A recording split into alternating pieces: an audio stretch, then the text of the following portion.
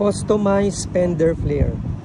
Kung makikita nyo, meron siyang extended fender flare. Although originally meron naman talaga siyang fender flare, kaso maliit. And since upgrade ako ng mags, yung mas malaki, mas malapad, and then gusto ko mas lumapad yung forma niya para mas brusko.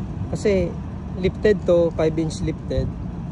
Kapag hindi ka naman nagpa-widen ng forma niya, masyadong parang kalesa nga lang yung forma nito pag nagpalip ka lang tapos hindi ka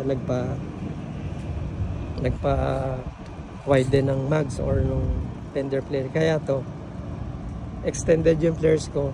So advantage nito dahil bukang-buka na siya. Actually may 50mm hub centric wheel spacers pa to.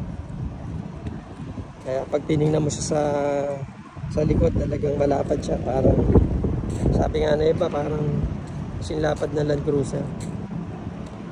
So yung road grip niya, especially sa kurbada, actually wala na nga tong stabilizer dahil yung nasira hindi ko na pinalitan ng bushing. Okay naman yung road grip niya, stable siya dahil lumabas na yung kwan niya labas na yung mags niya sa body line niya, kaya swabe itong itakbo kahit sa kurbada. 60 to 80 carry lang.